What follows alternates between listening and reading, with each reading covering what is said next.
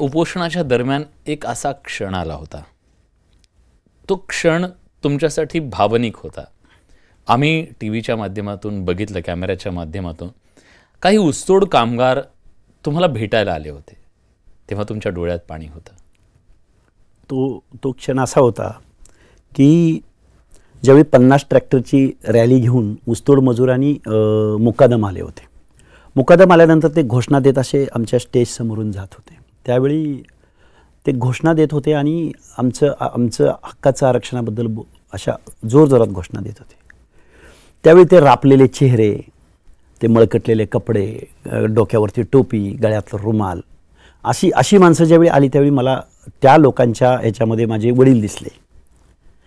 कधी काळी माझं शिक्षण पूर्ण होईपर्यंत, इवन मी लेक्चरर म्हणून फर्ग्युसनला जॉईन झाल्यानंतर सुद्धा माझे आई वडील ऊसतोड कामगार होते. माझ्या उन्हाळ्याच्या सुट्ट्या किंवा आठवड्यानंतर 1-2 सलग सुट्टी आली तर ज्यावेळी माझे आई वडील कृष्णा कोयनेच्या काठावरती ऊस तोडायचे त्यावेळी मी तिथं जायचो, त्या खोपटामध्ये राहायचो, त्यांच्याबरोबर ऊस तोडायला जायचो, त्यांच्याबरोबर ते सगळे अनुभव शेअर करायचो.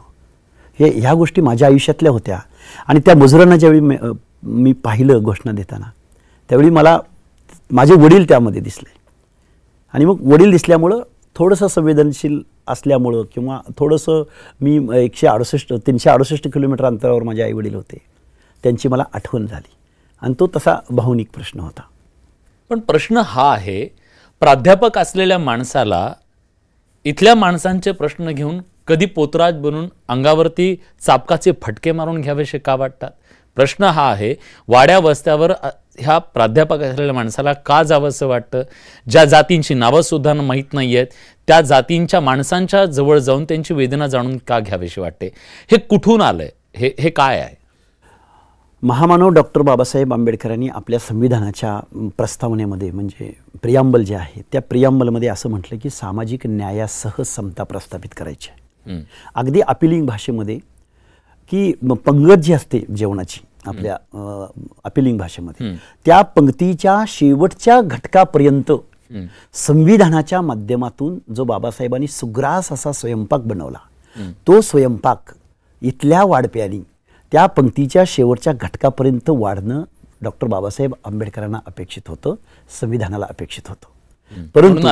परंतु तेच प्रावधान आहे आरक्षणाचं. परंतु इथल्या वाढप्यानी मात्र हा सुग्रास असा स्वयंपाक वाढताना तोंड बघून वाढला, पाहुण्या रावळ्यांना वाढला, आपल्या सगळ्या नातेवाईकांना वाढला. आणि जो वंचित घटक आहे, जो भटक्या विमुक्त जाती जमाती आहेत, जे घुमंतू नॉन घुमंतू आहेत, जे ऊसतोड मजूर आहेत, हे मजूर मात्र आज जिथल्या तिथं आहेत. देशाला स्वातंत्र्य मिळून 78 वर्ष पूर्ण झाली, अमृतकाळ आम्ही साजरा करतोय. पण आमच्या माता भगिनी कुठल्या समस्यांना सामोरं जातात, त्यांना शारीरिक श्रमाची कामं करावी लागतात. हे कोण आहेत? त्यांचं स्थान या लोकशाहीमधलं कोणतं आहे? 2024 मध्ये आम्ही महासत्ता बनल्याचं आम्ही सगळ्या जगाला ओरडून सांगतोय.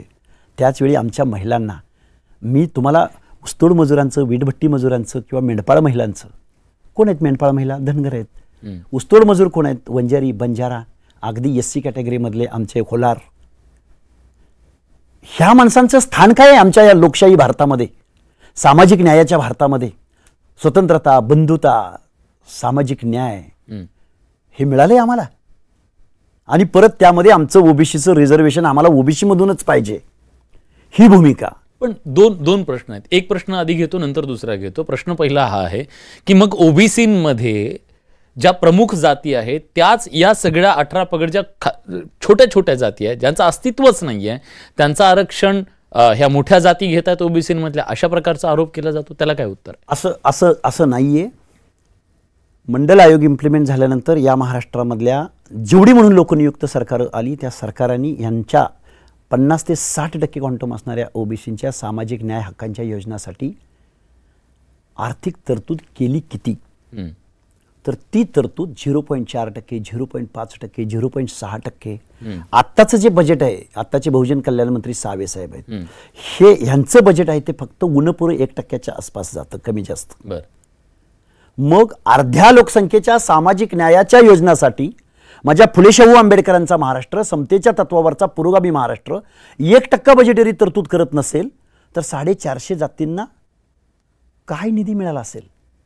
त्यांच्या महामंडळांना किती पैसे मिळाले असतील? अहिल्यादेवी शेळी मेंढी महामंडळाला 5-10 कोटी 15 कोटीच्या वर निधी मिळत नाही.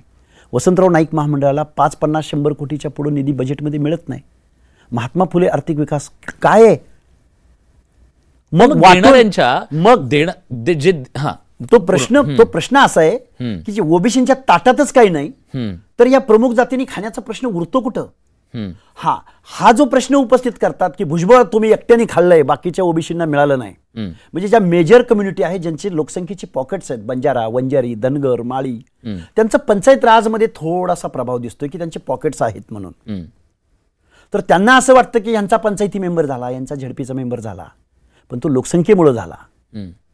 हे मान्य आहे आम्हाला की मायक्रो घटकामधला ओबीसी आजही त्या पंचायत राजमध्येही प्रतिनिधित्व करू शकत नाही. एखादा महापौर सोनार दिसतो किंवा एखादा, मी एवढी 5-10 वर्षे फिरतोय, कालच्या उपोषणाच्या दरम्यान मला एक कुंभार समाजाचा एक तरुण असा मला भेटला की ज्या तरुणाला फक्त सरपंच होता आलं होतं, ज्याला गाव घडवायची पहिली संधी मिळाली होती, ती पण पहिली 6 महिने मिळाली होती. आणि उरलेले 4.5 वर्ष बोगस कुणबी सर्टिफिकेट काढून त्या प्रस्थापित एका माणसानंच परत 4.5 वर्ष ते सरपंच पद भूषवलं होतं.